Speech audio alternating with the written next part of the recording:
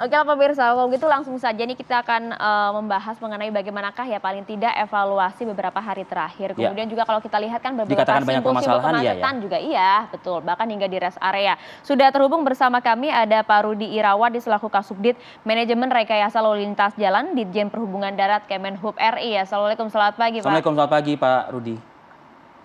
Waalaikumsalam. Selamat pagi Mas Fadil, Mbak Maria. Iya.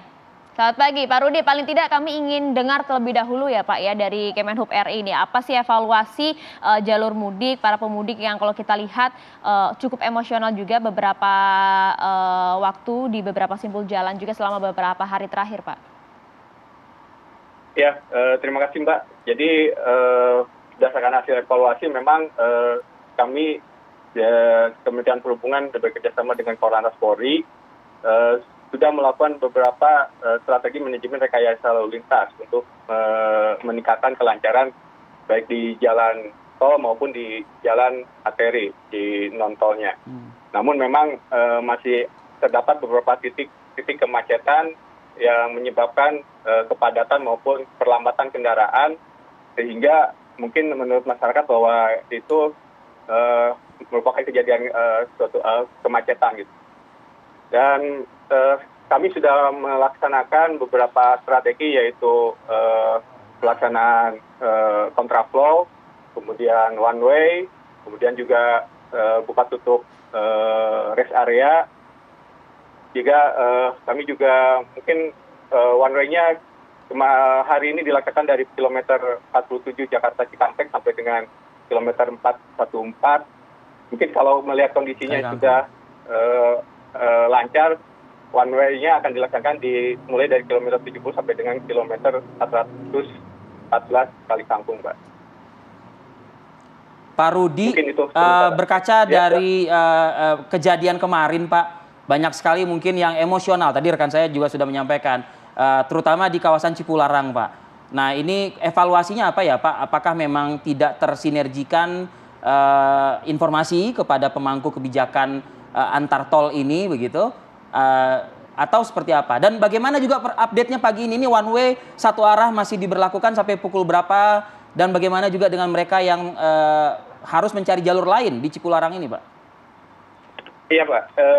Siap, Mas Fadil. Jadi memang sebenarnya kita berharap bahwa masyarakat untuk sekarang ini banyak masyarakat yang menunggu ke pintu masuk gate tol yang akan menuju Jakarta. Sebenarnya yang kami harapkan bahwa masyarakat pada saat dilakukan one way ataupun kontraflow itu bisa menggunakan jalan arterinya gitu. Jadi sebenarnya kemarin itu masyarakat banyak menunggu di entry gate tol yang mau masuk ke arah Jakarta. Namun memang dengan kondisi traffic lalu lintas yang terjadi kemarin, sehingga one way-nya itu diperpanjang. Nah kemudian hari ini memang masih dilakukan one way.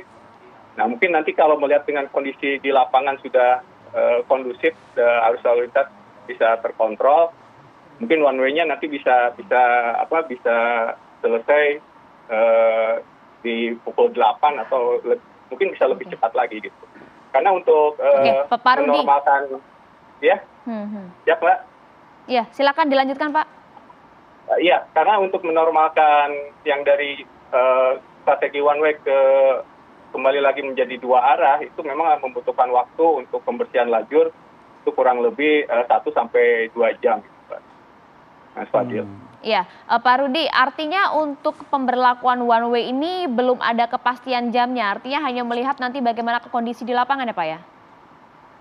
Sebenarnya memang kemarin direncanakan akan oleh pihak kepolisian akan dilaksanakan sampai dengan pukul 8 pagi. Namun memang dengan diskresi kepolisian dengan melihat kondisi di lapangan, mungkin one way itu bisa dilanjutkan mungkin sampai siang gitu.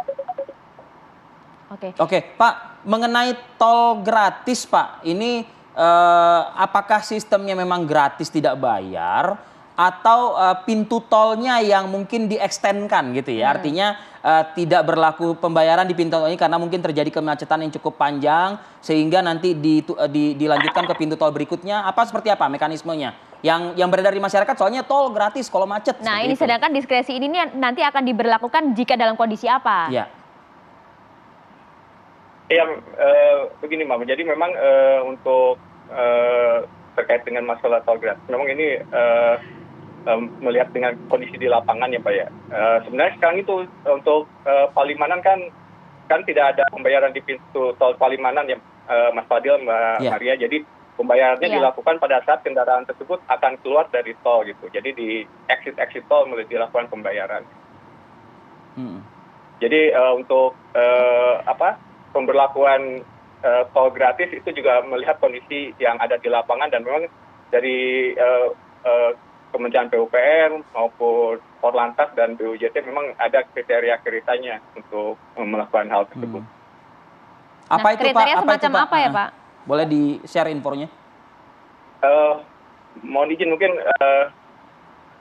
untuk pastinya mungkin dari pihak BUJT mungkin Mas itu karena memang itu agak cukup ini gitu. Baik. Ya karena melibatkan lintas kementerian juga ya mungkin ya Pak Rudi ya. Betul. Jadi perlu ada koordinasi. Keuangan juga harus juga gitu karena itu masalah. Siap. Betul. Artinya berbagai solusi ini juga sudah difikirkan, rekayasa lalu lintas juga dipikirkan ya Pak ya? Iya betul Mbak. Jadi sebenarnya kami berharap karena saat ini mungkin waktu istirahat di rest area itu dibatasi, kami berharap juga masyarakat mungkin tidak terlalu mengandalkan di rest area. Mungkin untuk sementara bisa keluar dulu di pintu tol terdekat, kemudian sebenarnya banyak di luar jalan tol itu rest area atau restoran-restoran yang memang dipersiapkan mungkin bisa digunakan oleh masyarakat untuk beristirahat. Seperti kami menutup semua jembatan timbang yang ada di Pulau Jawa itu yang bisa digunakan sebagai rest area Mbak untuk pengguna jalan. Iya, jadi Pak,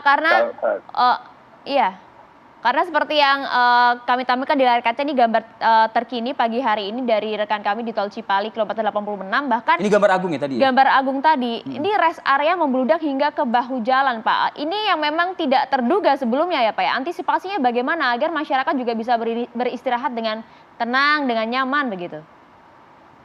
Sebenarnya di awal sudah disosialisasikan Mbak. Jadi kita berharap bahwa masyarakat untuk masuk ke rest area, kemudian melakukan kegiatan-kegiatan yang memang cukup paling diprioritaskan lah, seperti mungkin akan ke toilet, kemudian kalau memesan makanan juga diharapkan di take away gitu, jadi bisa bergantian gitu menggunakan, karena memang rest area ini kan parkirnya terbatas, dan kami dengan pihak BUJT dan kepolisian juga membatasi waktu istirahat di rest area itu maksimal mungkin 30 menit sampai dengan 1 jam.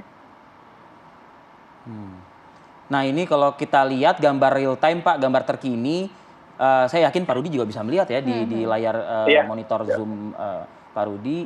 Ini gambar terkini Pak, tepat sekali pada saat kita berbincang ini, persisnya di kilometer 86, rest area kilometer 86, di Tol Cipali ya.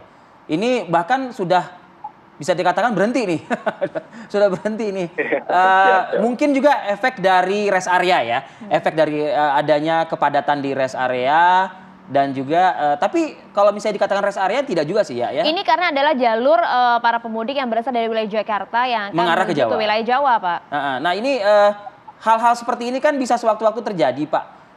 Apa ya yang mungkin bisa disampaikan kepada masyarakat Pak Rudi Irawan?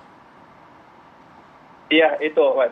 Jadi kami berharap mungkin masyarakat kalau memang di rest area yang terdekat itu cukup padat kapasitasnya, mungkin bisa dilanjutkan ke rest area. Cuma kalau memang di antara rest area itu ada exit tol, ya mungkin masyarakat bisa keluar dulu ke exit tol untuk mencari tempat istirahat yang ada di luar tol gitu. Jadi mereka bisa istirahat mungkin lebih tenang. Nah, selesai istirahat mungkin bisa masuk lagi ke ruas tol tersebut gitu. Iya, jadi Pak memang Rudi, kita harapkan masyarakat bisa beristirahat juga gitu. di luar Oke, jalan tol. meskipun ada aturan pembatasan waktu juga ya Pak Rudi ya. Pak Rudi sekali lagi Iya, Pak, betul.